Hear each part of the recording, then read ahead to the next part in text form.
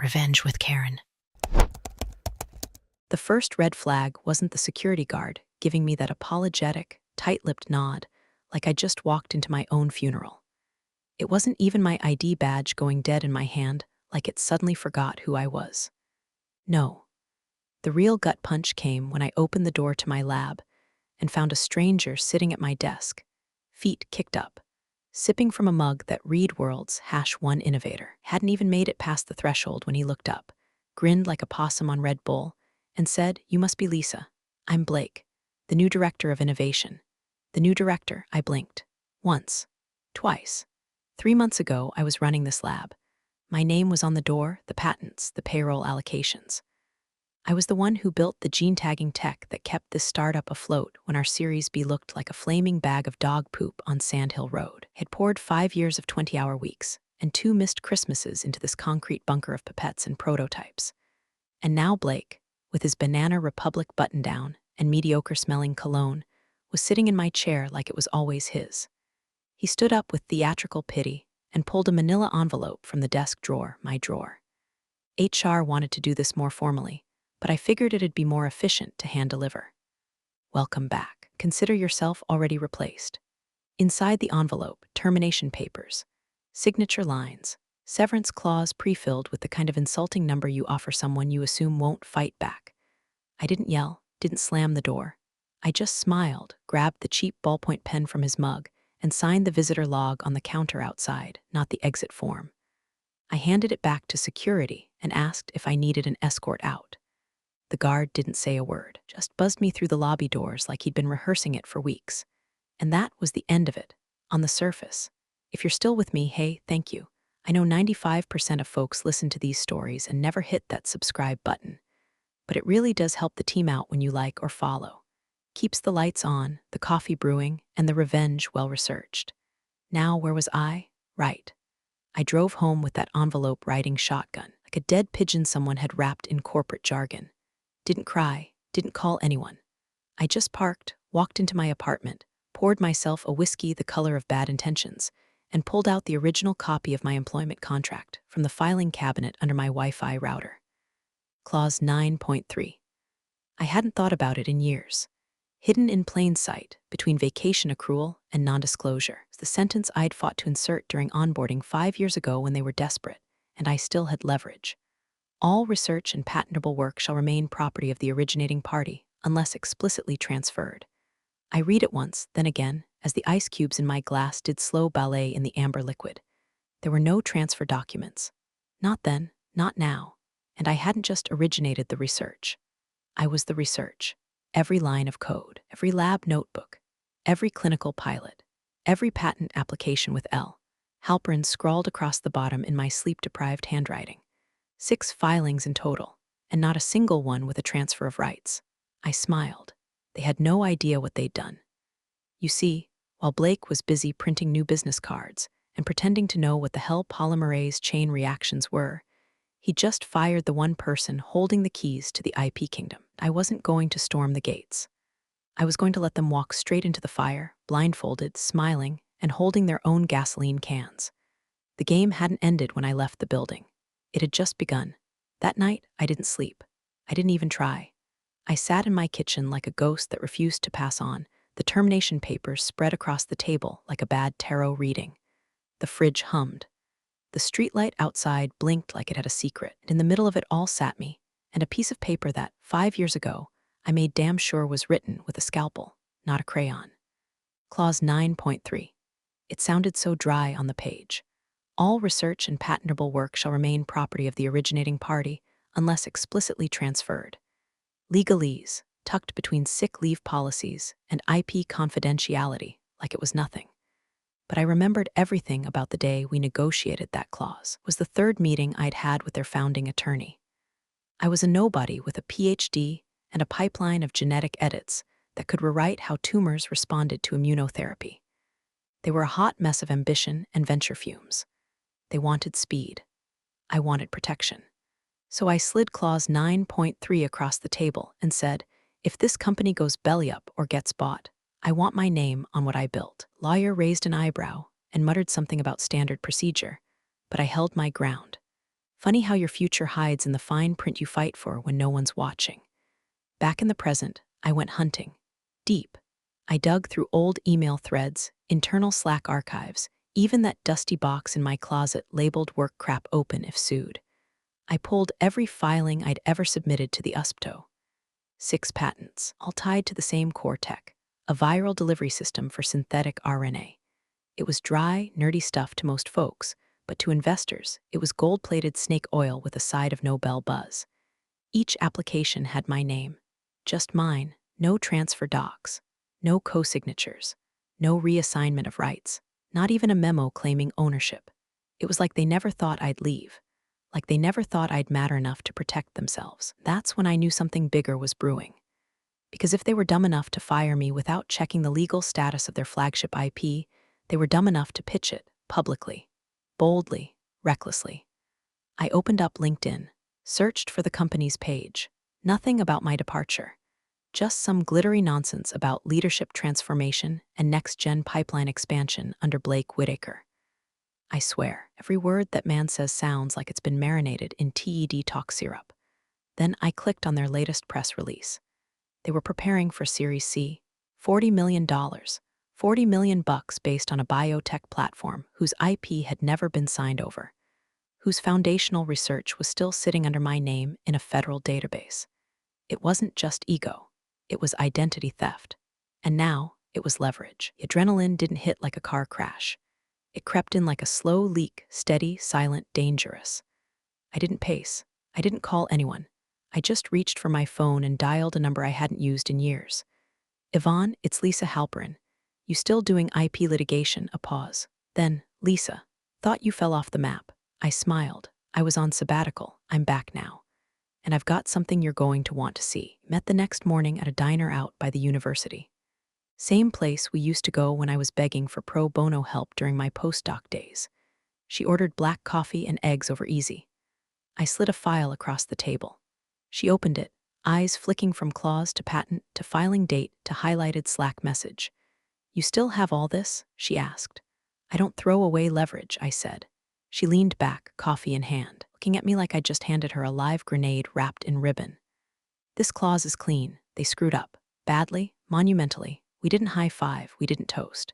We just stared at the ticking time bomb between us, both knowing exactly how this was going to play out if we were patient. Because the thing about IP theft is, it only hurts when it's public.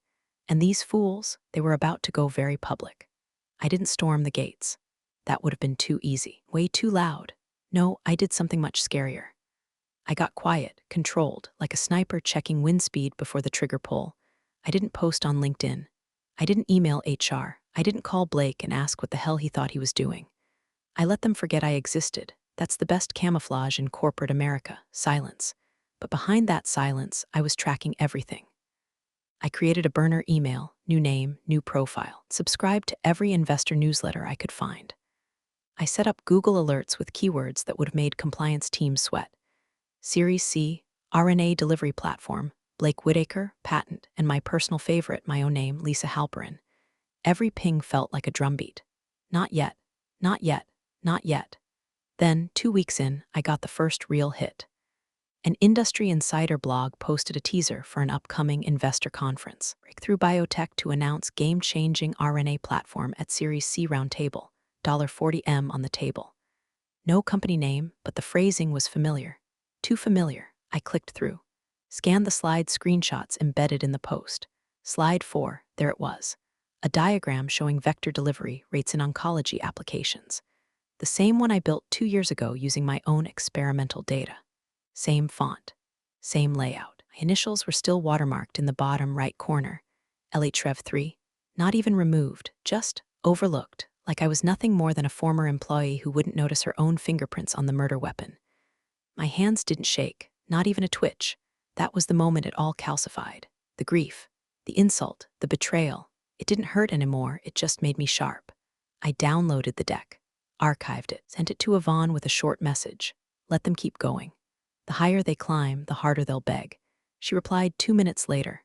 Just a single line, copy that.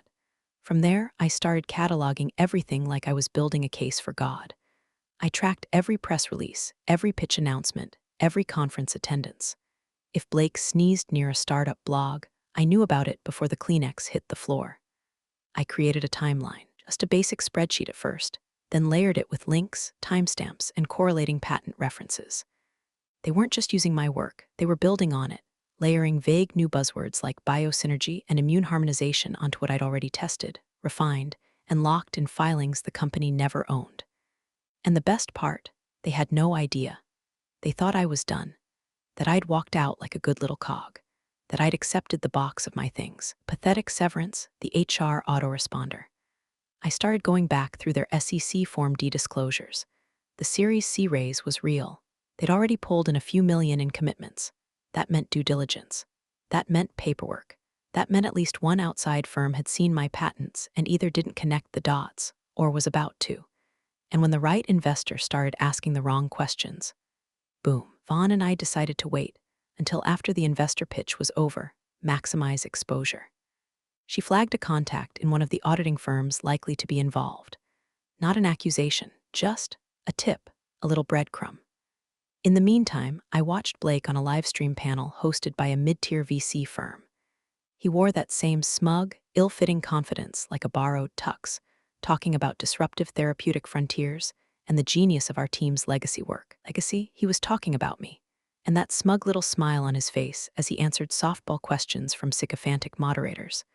That was the exact smile he wore when he handed me my termination papers. So I smiled back, through the screen. Then I clicked the folder where all the evidence lived and renamed it, Blake's Downfall, because I didn't just want my job back. I wanted to own the ashes. By the time May rolled around, Blake was being treated like the second coming of Jonas Salk in a Patagonia vest. Every industry rag was parroting the same regurgitated narrative. Blake Whitaker, the visionary behind Synthura's IP portfolio, leads the charge into RNA's golden age. Visionary.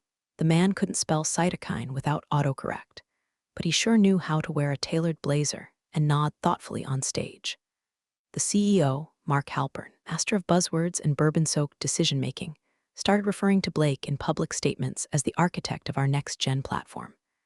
Not a contributor, not a leader, the architect, as if Blake had personally assembled every nucleotide with his bare hands while humming the national anthem. It would have been funny if it wasn't so insulting. Worse, when I tried to go the official route, file a request for neutral arbitration, just to clarify IP rights. HR ghosted me. No response. Nothing. The same department that used to send me passive-aggressive birthday e-cards now couldn't find the reply button. After the third unanswered email, I had Yvonne send one from her firm's domain, just to make things spicy. We received a curt response from legal within 24 hours. At this time, the company believes all obligations to Miss Halperin have been fulfilled. Fulfilled. Like a box of Amazon regrets. Vaughn's advice? Let them cook. They're using proprietary materials in publicly promoted assets, she said, sipping chamomile tea like we were discussing wallpaper. And now they've been officially notified. That's going to matter. How long do we wait? Until they give us something they can't unpublish. I hated waiting. I'm a builder. I like to fix, iterate, do. Now I had to sit on my hands while Blake strutted around like a peacock in front of every investor that could spell liquidity event. So I got creative. I reached out to Amira. Amira used to be my assistant. Smart as hell, sharper than most of the exec team, and loyal to a fault, until the reorg shuffled her over to some new culture and communications team that reported to HR. We hadn't spoken since I was let go. Assumed she'd been told to keep her distance. But when I sent her a message through Signal, she responded in less than a minute. Jesus, Lisa, I thought you disappeared. I was told to. Yeah, well, Blake said you took a buyout. I almost spit my coffee. A what? Yeah, he told the staff you were done, said you'd moved on to better things. I laughed, long and low. Can you still access the internal decks? Pause. I shouldn't. But can you? A longer pause. I didn't hear this from you. The slides for next month's investor conference are already in final review. Does it include RN Avance? Yes. With efficacy data? Yes. Send me a screenshot. 3 hours later, a cropped image showed up in my inbox. Slide 7.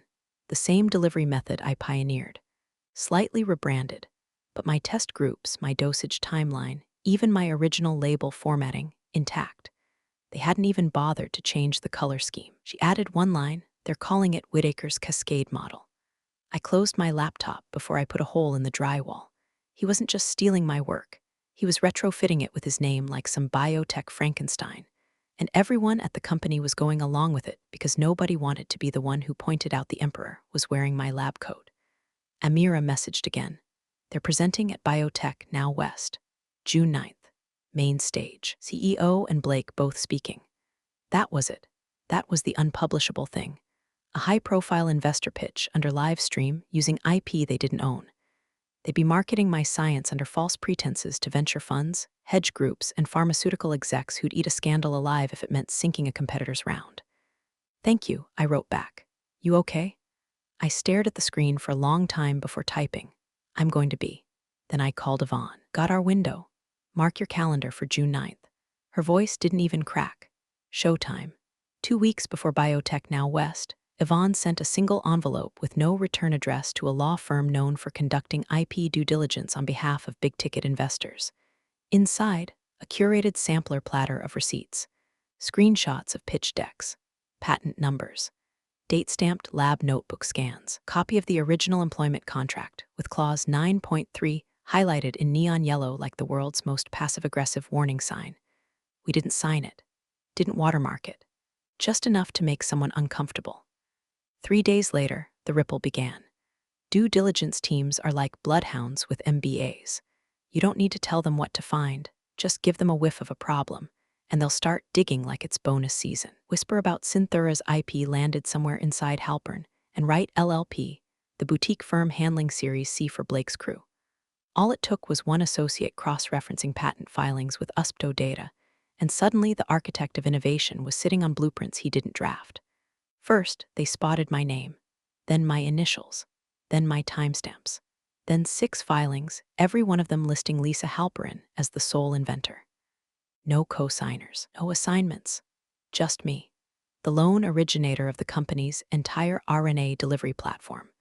From there, things started unraveling like a bad comb-over in a wind tunnel.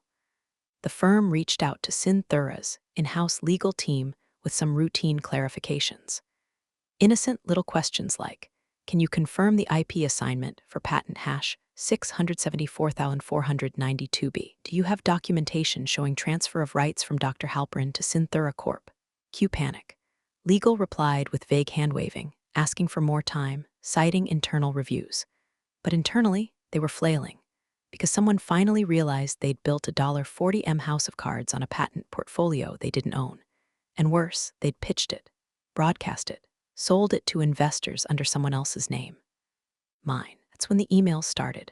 Frantic, late-night pings from the general counsel to Mark Halpern, the CEO, who was halfway through a wine-soaked leadership retreat in the Dolomites with his second wife and their yoga instructor.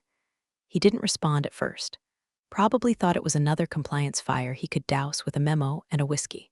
Then legal sent the real message, the one with screenshots from the auditors showing my patents. My initials, my work, called in at 3:14 a.m. Eastern. The email header said it all: urgent patent exposure. Potential ownership discrepancy. Action required immediately. It was too late. The investor teams were already in contact with external counsel. The questions were out in the open now, and they couldn't be answered with buzzwords or Blake's smug slide decks. This wasn't about miscommunication, it was about potential fraud. And then it came. A calendar invite. Subject: emergency board call, patent review issue. Participants: CEO, legal board chair, general counsel, external IP counsel, and me, Lisa Halperin, not former employee, not disgruntled ex. Invite status required. I read it twice before forwarding it to Yvonne with a one-line message. Told you they'd come knocking. She responded with a gif of popcorn popping. I should have felt nervous, vindicated, angry.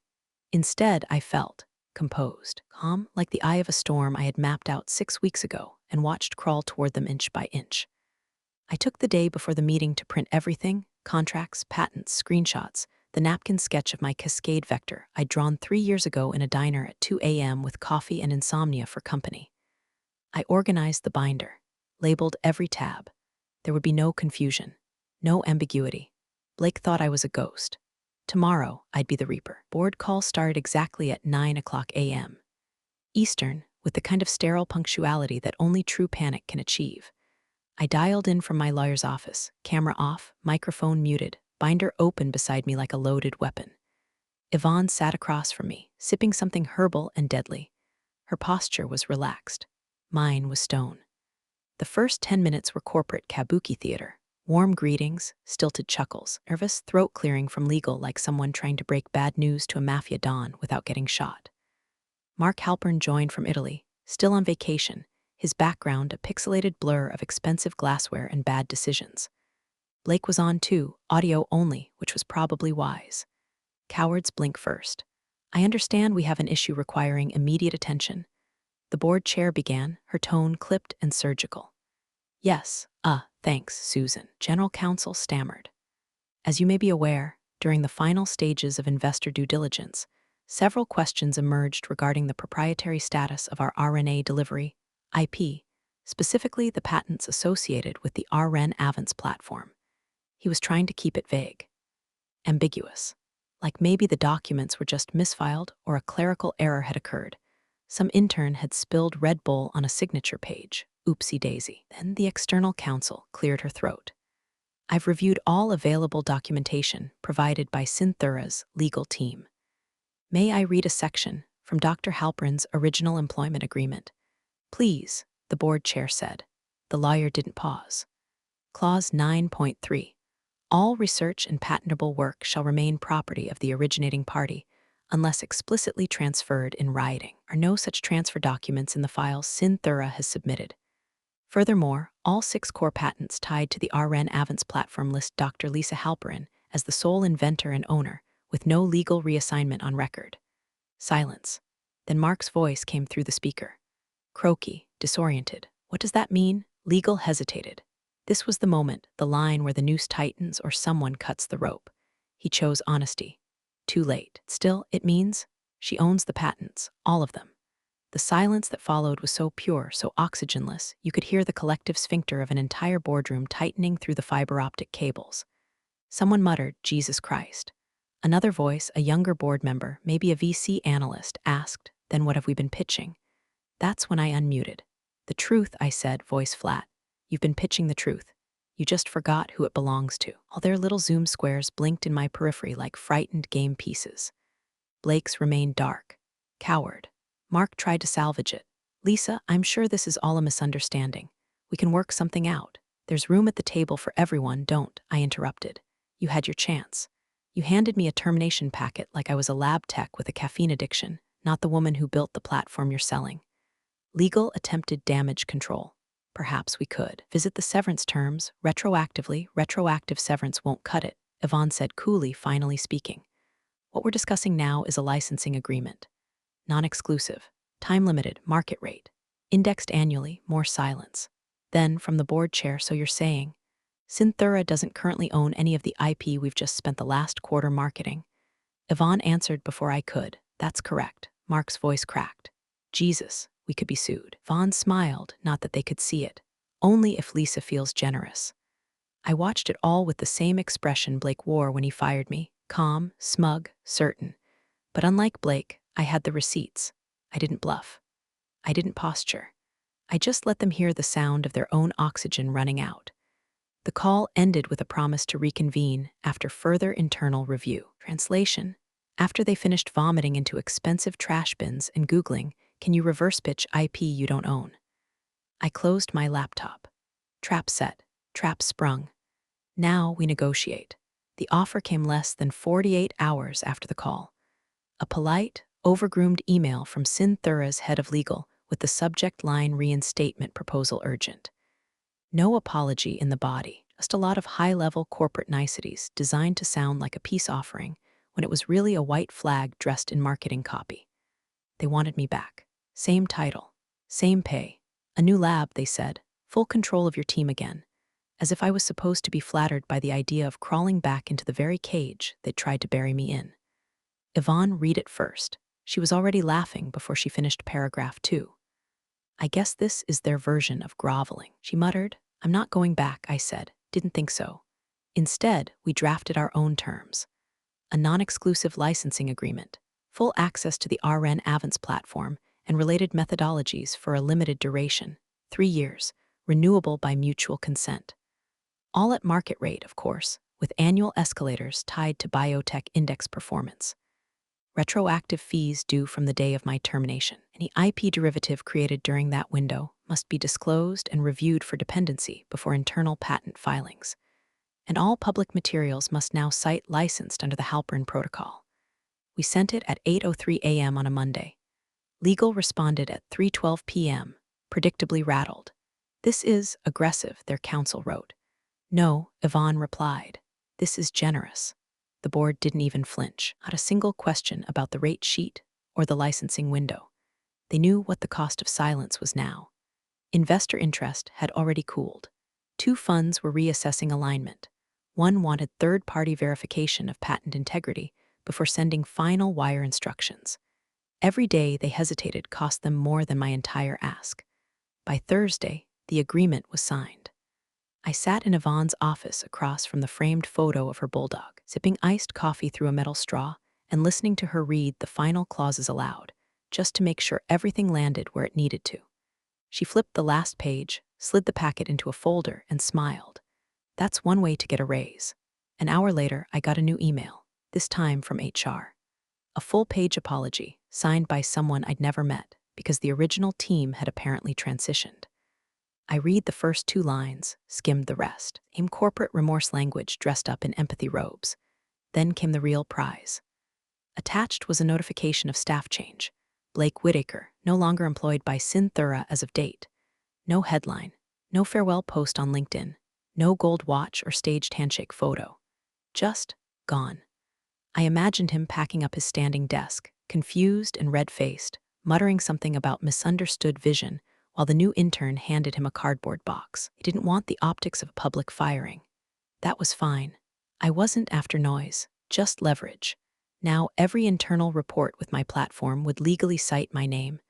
Every investor deck would include licensing terms. Every derivative patent would pass through a contract filter I owned. Mark sent a one-liner through legal 2 days later. Glad we could work something out. I didn't respond. Not directly. Vaughn sent a PDF with one sentence in bold. All future contact must be coordinated through counsel. I wasn't their employee anymore. I was their vendor. A very, very expensive one. The ink on the licensing agreement was barely dry when the internal machine started sputtering back to life, with one very important modification. I wasn't listed as staff in the org chart anymore. I was now a line item under procurement, under vendors. Technically, Synthura didn't have in-house IP anymore. They had access to it on a lease at a price with conditions. I set up a small consulting firm, just me, a paralegal, and a project manager named Deshawn who used to run ops at Genomics Lab before getting fed up with corporate ping-pong tables and unpaid overtime. We called it Halperin BioWorks. Logo, a strand of RNA folding into a fist. Kind of a joke. Kind of not. Synthura signed the vendor onboarding packet a week after the licensing deal closed. Suddenly, the same internal teams that had once copied my slides and slapped Blake's name on them were now required to submit quarterly feedback reports to me. Every dev roadmap touching RN Avance had to get reviewed by my firm. I got weekly digests with my name in the header. Licensor review notes. Action required. It was like watching your ex try to make lasagna using your grandmother's recipe, but this time they had to pay you for every noodle. Inside their internal docs, my name kept surfacing. Not under former employees, not buried in footnotes, just licensor, Halperin BioWorks, Lisa Halperin, PhD. The first report I reviewed included a section titled Legacy Pathways, developed under Halperin era. They were tiptoeing now. Afraid to misspell my name, let alone misattribute my work. And then Mark tried to be cute. Late one Friday night, my signal pinged with a private message. Unknown number, but I recognized the cadence. Mark Halperin, can we talk off the record? I stared at the screen for a full minute, then slid the phone across the table to Deshawn, who raised an eyebrow. CEO? Yup. What'd he say? Wants to talk, off the record. Deshawn chuckled, then took a bite of his sandwich. Gonna ghost him or go full Shakespeare? I smiled and typed. Lisa Halperin, I only speak through counsel now. Delivered. Read. No reply, there it was. Not a scream, not a lawsuit. Just a boundary so sharp it could shave the desperation off his ego. The power shift wasn't loud. It didn't come with applause or confetti or a golden nameplate. It came with silence, with compliance, with process changes and rewrites of training modules, and NDA revisions that now included my firm's language. I wasn't on their team anymore. I was the terms. I still read their public press releases out of habit, each one more vague than the last. Partnering with world-class IP holders, leveraging proven delivery mechanisms. The investors didn't care whose name was on the paperwork. They cared that Synthura could deliver. And now they could, because I let them. Under contract, under review, under me. I'd returned, yes, but not to the building, not to the badge or the basement lab with the squeaky autoclave. I returned as leverage incarnate, not employed, empowered. The final board call was scheduled for 7:30 a.m. Eastern, but I was already logged in by 7:15, camera off, audio muted, watching the participant list light up one by one like a countdown to combustion. Everyone was there. Chairwoman Susan, 2 investor reps, outside counsel, legal, and of course Mark, the man of the hour. His video was on, but the man looked 20 pounds lighter and 10 years older than the last time I'd seen him. Stress had pulled the smug right off his face. This wasn't a regular board meeting. It was a triage session, a real-time autopsy on a PR nightmare they were trying to keep internal. The whispers were already out. 2 investor groups had paused their funding. One demanded a clause be added to the term sheet, ensuring that all foundational IP has been verified, assigned, and legally secured. Which, of course, it hadn't. Because it never was. Because Mark and Blake had bet the house on a woman they thought they could fire into silence. The agenda listed me as external stakeholder, Halperin Bioworks. It was the first time my name appeared on a board doc, without being buried in footnotes or legalese. First slide, summary of licensing obligations. Second slide, a graph forecasting revenue loss if I pulled out. Third, contingency planning if they couldn't renew the license next cycle. By the time Mark unmuted, you could smell the resignation through the screen. He didn't look at the camera, didn't even look at the slides. Just stared into some off-screen abyss and whispered the line like it physically hurt to say, "She owns every patent we've been pitching for 3 years." His voice cracked mid-sentence. No one rushed to cover for him. Silence. Then the lead investor leaned forward, glasses catching the light just enough to look menacing. "Well," he said coolly, "then I suggest you renegotiate with your new boss." No one laughed. No one corrected him. They all knew exactly what he meant. I unmuted, slow and deliberate. The square around my face lit up on their grid like a loaded chamber. I let the silence hang for just a second longer. I looked straight into the camera and said, "Funny. I thought I'd be replaced. Turns out I was the product all along." Then I clicked leave meeting. And just like that, the board disappeared from view, the weight of their desperation collapsing into a blank screen. I sat back in my chair, the city still waking up behind me, sunlight spilling across the stack of signed contracts on my desk. Somewhere in that building, Mark was probably pouring a drink. HR was probably updating internal documentation to reflect external partnerships. Someone in PR was probably Googling synonyms for licensor to use in the next press release. And me? I opened a new file. Titled it, Expansion Protocol Phase 2, because this wasn't revenge. It was just good business. Big thanks, you legends of the old office days. Subscribe to keep the switch-flicking chaos alive. Your ex-boss is shaking in their loafers.